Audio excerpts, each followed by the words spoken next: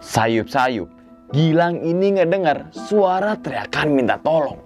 Suara tersebut bukan hanya satu orang. Beberapa dari mereka ada yang megang tangannya yang udah putus. Ada juga yang bawa anak kecil yang matanya tertusuk ranting.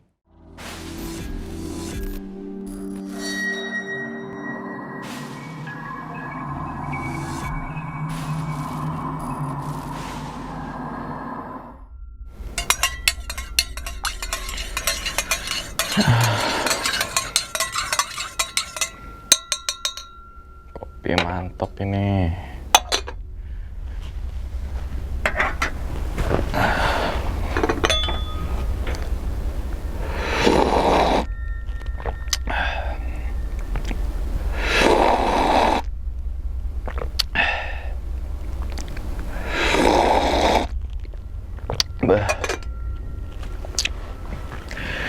Assalamualaikum warahmatullahi wabarakatuh. Kembali lagi bersama gue Sumar Adiwijaya atau biasa dipanggil Umang dalam segmen Kisah Mistis Pendaki. Keberadaan gunung dan hutan memang terkenal akan mistis dan horor. Oleh karena itu tidak aneh banyak kesaksian para penjelajah maupun pendaki gunung memiliki kisah horor di setiap perjalanannya. Siapa yang nggak tahu nih dengan Gunung Salak? Teman-teman semua yang berada di Pulau Jawa, khususnya Jakarta dan juga Jawa Barat, pastinya tahu tentang gunung yang menjulang indah ini. Secara administratif, Gunung Salak itu masuk ke dalam dua wilayah, yaitu Bogor dan juga Sukabumi, Provinsi Jawa Barat. Walau memiliki nama yang terdengar seperti buah, ternyata Gunung Salak tidak punya hubungannya dengan buah salak. Nama salak yang disematkan pada gunung yang berada di kawasan Provinsi Jawa Barat ini berasal dari bahasa Sanskerta, yaitu Salaka berarti perak, sehingga nama Gunung Salak dapat diartikan sebagai gunung perak. Menurut kepercayaan Sunda, Gunung Salak ini dianggap sebagai salah satu gunung suci karena menjadi tempat menghilangnya Prabu Siliwangi, yaitu pendiri kerajaan Pajajaran dan sekaligus lokasi turun bersemayamnya para Batara dari Hayangan. Manik merupakan nama salah satu puncak dari 4 puncak Gunung Salak, serta yang dipercayai menjadi kawasan kerajaan gaib Pajajaran. Kita langsung masuk aja ke dalam ceritanya. Ngopi horor segera dimulai.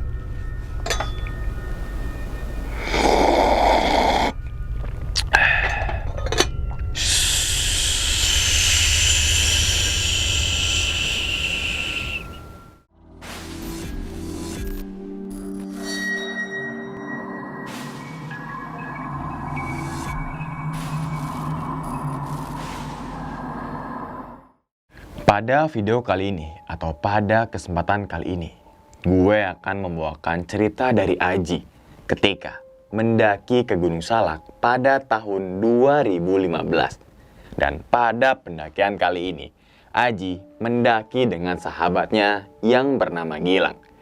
Mereka berdua berasal dari daerah Sukabumi.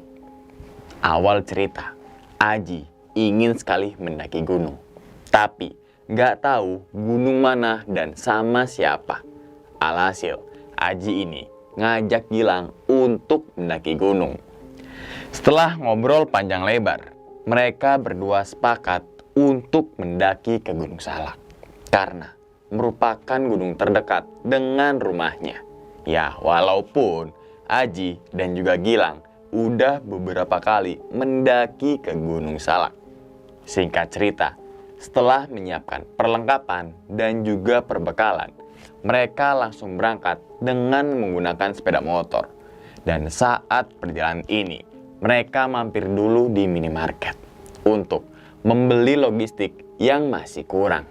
Tak butuh waktu yang lama, kurang lebih 1 jam, sampailah mereka di rumah Abah di jam 9 pagi. atau bisa dibilang melalui jalur Cimelati. Saat itu, gak ada perizinan secara resmi. Pendaki hanya meminta izin kepada Abah untuk mendaki gunung. Tentunya berbeda dengan sekarang. Jalur Cimelati sudah diresmikan sebagai jalur pendakian oleh Taman Nasional Gunung Halimun Salak atau disingkat TNGHS. Setelah semuanya udah beres, mereka mulai pendakian di jam 10 pagi.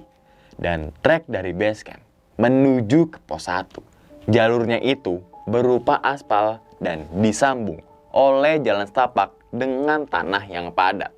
Serta jalurnya itu masih landai dan masih didominasi oleh pohon damar. Saat di jalur pendakian itu, pendaki harus berhati-hati karena banyak ditemukan persimpangan jalur. Jadi, matanya itu harus jeli dan harus konsentrasi penuh. Kondisi cuaca saat itu sangatlah cerah, sehingga mereka berdua berjalan sedikit santai. Selama perjalanan dari base camp menuju pos 1 ini, mereka berdua selalu berfoto-foto dan gak ada kejadian aneh-aneh atau di luar batas nalar. Sekitar 90 menit berjalan, sampailah mereka di pos 1. Pos 1 ini ditandai dengan sebuah plang bertuliskan angka 1. Dan di pos ini mereka gunakan untuk istirahat serta juga ngopi. Maklum, mereka berdua itu adalah pendaki yang setiap pos selalu bikin kopi.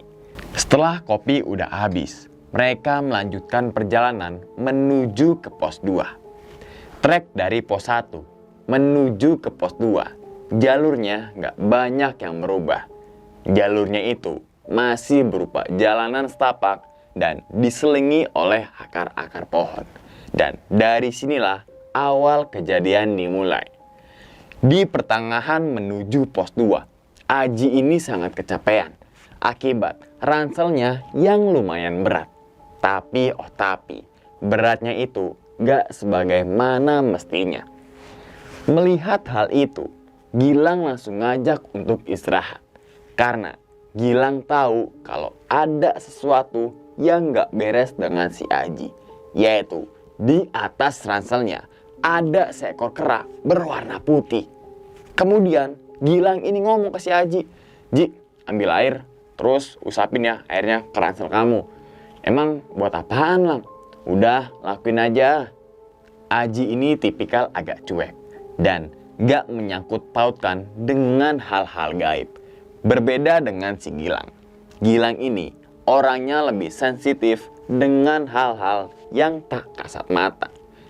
Ketika Aji ini ngusapin air ke ranselnya, mulut Gilang terus-terusan komat kamit, seperti membaca sesuatu untuk mengusir makhluk-makhluk gaib atau makhluk-makhluk yang tak kasat mata. "Sekarang coba deh lo angkat lagi tuh ranselnya. Masih berat apa kagak?" Kemudian Aji ini langsung nurutin apa perkataan dari Gilang. Dan ketika Aji ngangkat ranselnya, ternyata ranselnya jadi lebih enteng dan gak berat kayak tadi. Melihat hal itu, Aji langsung senyum ke Gilang. Dan Aji tahu kalau tadi ranselnya berat itu bukan karena barang bawaannya, melainkan ada sesuatu yang di luar batas nalar manusia. Setelah kejadian tersebut, mereka melanjutkan perjalanan menuju pos 2. Dan sekitar 1 jam berjalan, sampailah mereka di pos 2. Pos 2 ini ditandai dengan plang bertuliskan angka 2. Kemudian Gilang ini ngajak Aji untuk istirahat dulu sambil ngebakar rokok kretek kesukaan mereka berdua. Sampai tak terasa, waktu sudah menunjukkan di jam 2 siang. Saat itu, mereka melanjutkan perjalanan menuju pos 3 atau pos berikutnya. Trek dari pos 2 menuju pos 3. Jalur pendakiannya udah semakin rimbun. Tanah yang padat serta akar pepohonan mulai mendominasi. Saat perjalanan dari pos 2 menuju pos 3 itu, Gak ada kejadian yang aneh-aneh. Mereka ini saling bercanda satu sama lain. Ya walaupun tubuh sudah sedikit lelah akibat jalur yang semakin menanjak. Sekitar 2 jam berjalan, sampailah mereka di pos 3. Pos 3 ini ditandai dengan plang bertuliskan angka 3, serta terdapat sumber air dari pipa paralon. Seperti biasa, setiap pos mereka gunakan untuk istirahat. Tentunya sambil menikmati rokok kretek dan juga kopi. Ketika lagi mereka istirahat, sayup-sayup Gilang ini ngedengar suara teriakan minta tolong. Suara tersebut bukan hanya 1 orang, melainkan lebih dari 15 orang dengan suara yang berbeda-beda. Mendengar hal itu, Gilang langsung megangin kepalanya. Dan ia nggak mau berkomunikasi atau bahkan masuk ke dimensi lain. Karena ada yang aneh, Aji ini nanya ke si Gilang, "Lang, lo kenapa Lang? Lang, gue dengar suara minta tolong Ji. Banyak banget orangnya Ji." "Hah? Kan gak ada pendaki lain selain kita Lang. Lo ngigo ya? Halusinasi lo, halu." Dan tiba-tiba pandangan Gilang tertuju pada satu titik di mana suara itu berasal. Di situ Gilang melihat banyak sekali sosok dengan baju yang dipenuhi dengan darah, serta wajah yang mulai udah rusak. Beberapa dari mereka ada yang megang tangannya yang udah putus. Ada juga yang bawa anak kecil yang matanya tertusuk ranting. Melihat hal itu, Gilang sangat ketakutan sambil berteriak ke arah rombongan sosok tersebut agar sosok-sosok tersebut pergi dan jangan ganggu mereka berdua. "Tolong, tolong." Mendengar suara tersebut yang semakin bising, Gilang ini langsung berdiri dan langsung ngangkat ranselnya. Melihat sikap Gilang yang aneh, Aji ini nanya lagi ke Gilang, "Lang, ada apaan sih Lang? Ayo Ji, cepetan cabut Ji. Mereka ngikutin kita Ji. Mereka siapa sih Lang?" Namun Gilang gak ngejawab pertanyaan dari si Aji dan langsung tancap gas jalan duluan, serta ninggalin Aji yang tampak masih kebingungan. Gak lama kemudian, kali ini si Aji merasakan keanehan, yaitu mencium bau busuk layaknya bau bangkai. Aji yang awalnya gak percaya dengan hal-hal seperti itu, ia langsung buru-buru pakai ranselnya dan nyusul si Gilang yang udah jalan duluan. Akhirnya mereka berdua melanjutkan perjalanan menuju pos 4. Trek dari pos 3 menuju ke pos 4, jalur pendakiannya udah berbeda, yaitu jalurnya terus menanjak serta lebih curam. Dan gak heran, akar-akar pepohonan juga masih mendominasi. Selama perjalanan dari pos 3 ke pos 4 ini, Gilang sesekali ngelihat ke arah belakang. Bukan karena ngelihat si Aji, tapi ia masih penasaran dengan suara yang ia dengar tadi. Sekitar jam 6 sore, sampailah mereka di pos 4. Di sini, mereka gunakan untuk istirahat sejenak, sambil masak air untuk sekedar nyeduh kopi. Di sisi lain, waktu sudah memasuki waktu maghrib. Saat istirahat ini, mereka berdiskusi akan bermalam di pos berapa. Kemudian diambil sebuah kesepakatan akan mendirikan tenda di Puncak Manik. Dan hingga tak terasa, segelas kopi dan sebatang rokok itu pun sudah habis. Lalu mereka berdua melanjutkan perjalanan menuju ke pos 5. Selama perjalanan ini, mereka ditemani oleh cahaya bulan serta cahaya dari headlampnya masing-masing. Hingga akhirnya di jam 8 malam sampailah mereka di pos 5. Di pos ini mereka nggak istirahat terlalu lama. Karena kenapa sih? Karena waktu sudah terlalu malam. Setelah pos 5, jalur pendidikannya semakin nanjak. Sampai-sampai Aji dan juga si Gilang benar-benar sudah kecapean.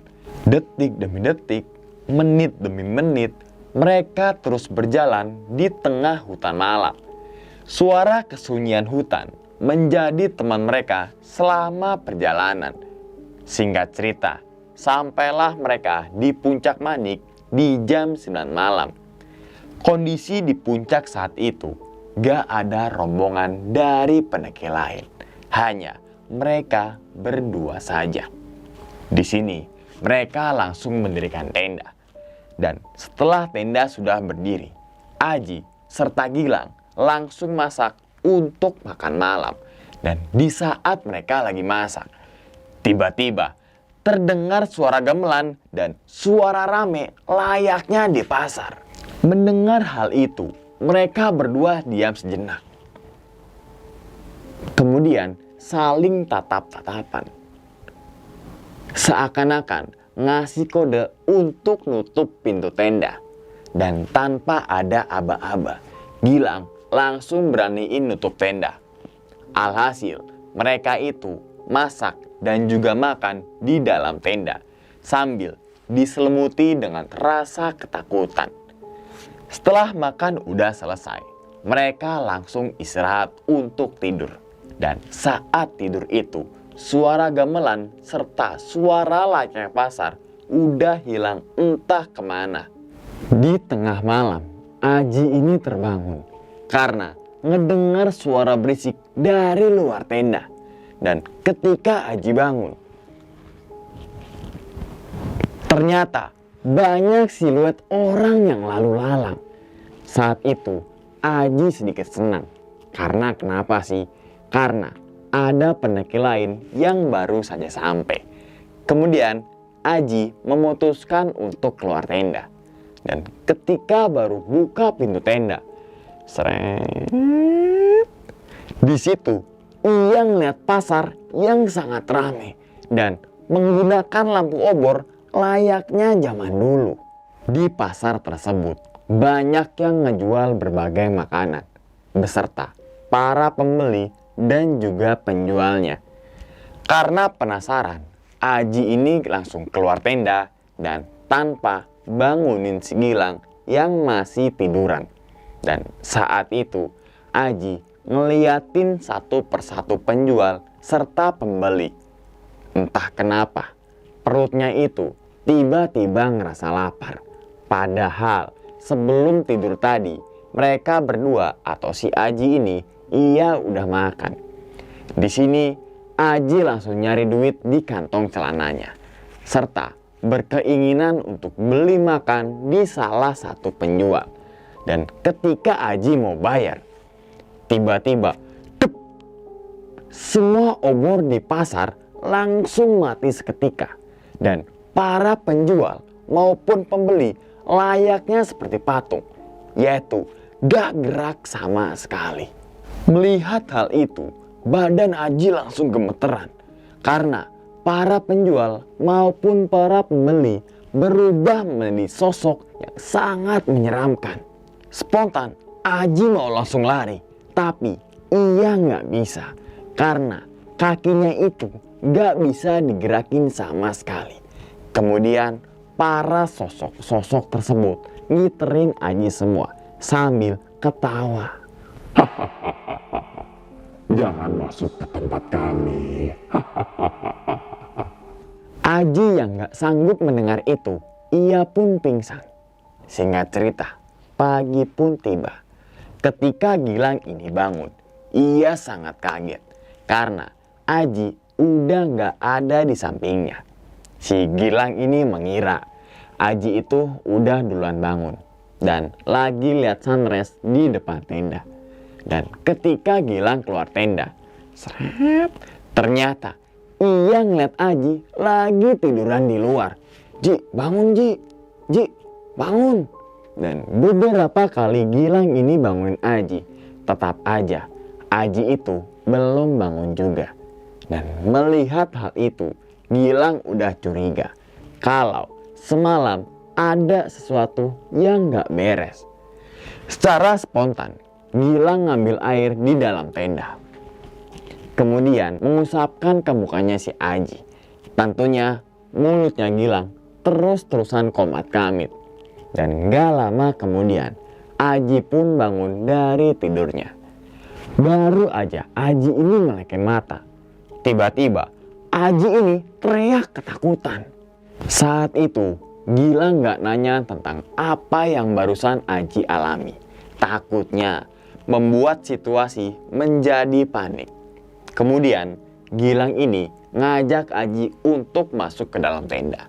Dan saat di dalam tenda ini, wajah Aji masih diselimuti dengan rasa takut. Untuk melupakan kejadian tersebut, Gilang mengalihkan pembicaraan dan keluar tenda untuk menikmati keindahan Gunung Salak. Kondisi saat di puncak itu masih tetap sama, yaitu gak ada pendaki lain kecuali mereka berdua atau si Aji dan juga si Gilang. Setelah puas menikmati keindahan alam, mereka berdua ini langsung masak dan akan turun menuju base camp saat hari itu juga. Setelah masakan udah jadi, mereka langsung makan dengan lahapnya. Gak lupa juga, secangkir kopi dan rokok kretek menjadi makanan penutup bagi mereka berdua. Tak terasa, waktu sudah menunjukkan di jam 12 siang. Kemudian mereka langsung membongkar tenda dan packing ulang untuk turun menuju ke base camp lagi. Setelah semuanya itu udah beres, mereka berdua mulai turun. Dan sebelum turun, gak lupa juga Aji dan juga si Gilang menyempatkan untuk ziarah ke petilasan yang ada di puncak. Perjalanan dari puncak menuju ke pos 3 gak ada kejadian yang aneh-aneh. Sampai akhirnya mereka sampai di pos 3 di jam 2 siang. Biasanya di setiap pos mereka nyeduh kopi. Kali ini hanya basahin tenggorokan aja dan istirahatnya tidak terlalu lama. Karena perbekalan air mereka itu sudah habis. Gilang ini ngisi botol dulu di sumber air yang berada di pos 3. Dan sedangkan si Aji hanya duduk sambil senderan di pohon. Saat itu Aji benar-benar lupa dengan kejadian yang semalam. Setelah botol itu sudah terisi, mereka lanjutkan perjalanan menuju ke base camp. Dan formasi mereka, Aji itu di depan dan sedangkan Gilang berada di paling belakang. Perjalanan dari pos 3 sampai ke pos 1, Gilang ini merasa seperti ada sesuatu yang ngikutin dari belakang. Sesekali ia ngelihat ke arah belakang. Namun gak ada sosok yang menampakkan diri. Karena risih terus diikutin, Gilang ini secara spontan ngomong, "Saya tahu kalian ada, jangan ngikutin kita berdua." "Lang, lo ngomong sama siapa, Lang?" "Enggak, Ji, yuk kita lanjut lagi jalan." Dan singkat cerita, di jam 5 sore sampailah mereka di base camp. Di sini mereka gunakan istirahat dulu. Ya, walaupun rumah mereka dekat dengan base camp. Dan setelah istirahat dan juga bebersih, mereka langsung tancap gas untuk pulang ke rumah. Dan saat udah sampai rumah, kondisi si Aji ini masih mendapatkan gangguan, yaitu sering kesurupan macam-macam sosok yang berada di sana. Sampai akhirnya Aji diruqyah. Menurut orang yang meruqyah si Aji, para penghuni gunung itu marah karena saat pendakian kemarin ternyata si Aji membawa benda-benda yang terlarang. Saat itu Gilang nggak tahu tentang apa yang dibawa oleh Aji. Setelah kondisi Aji itu udah membaik, Aji ini ngomong jujur ke Gilang kalau saat pendakian kemarin ia membawa sebuah jimat. Menurut si Aji, ia pengen ngetes jimat tersebut apakah bisa melindungi atau membahayakan. Ternyata naik gunung bawa jimat itu malah membawa petaka. Setelah menceritakan hal tersebut, ia juga cerita ke Gilang kalau saat bermalam di puncak itu, Aji masuk ke pasar gaib. Kemudian Aji itu membeli sebuah makanan karena perutnya terasa lapar. Ternyata ketika istirahat di pos 3, ada sesuatu yang ngeganjel di saku celananya si Aji. Karena penasaran, Aji coba ngecek. Ternyata yang ia beli saat masuk ke pasar setan adalah sebuah batu. Wujud batu tersebut gak punya keistimewaan sama sekali, layaknya batu gunung pada umumnya. Namun saat kejadian tersebut, Aji belum cerita ke Gilang dan baru menceritakan semuanya ketika udah sampai di rumah. Mendengar penjelasan dari si Aji, Gilang ini hanya bisa diam. Dan sampai akhirnya Aji ini kapok, gak mau bawa jimat lagi saat naik gunung atau saat pendakian.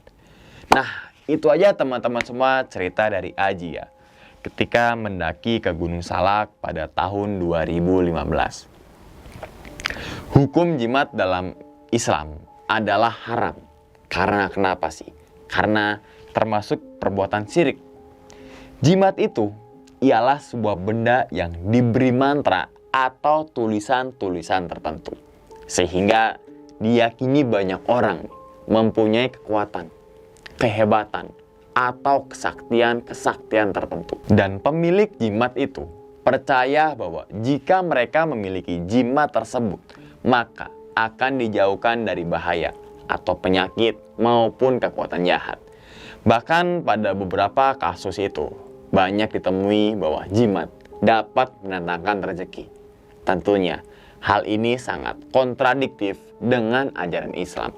Hal tersebut sudah sangat jelas ya dalam surah An-Nisa ayat 48 dan juga 116. Jadi mulai hari ini yang masih bawa jimat, yang masih percaya dengan jimat, tolong jauhi karena termasuk perbuatan syirik dan menduakan Allah. Dan ingat teman-teman semua, cerita dari Aji ini bukan untuk nakut-nakutin teman-teman semua ketika mendaki Gunung Salak ataupun ke gunung manapun. Tapi ambillah sisi positifnya dan buang sisi buruknya. Sekian dulu pada video kali ini dan nantikan video-video gue berikutnya. Hal gaib itu muncul ketika sugesti kita buruk. Wassalamualaikum warahmatullahi wabarakatuh. Selamat beristirahat.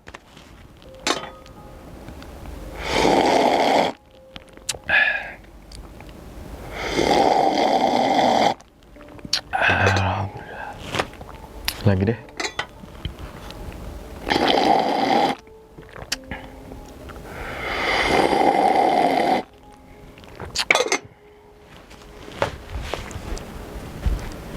Kopi ketinggalan. Sendok.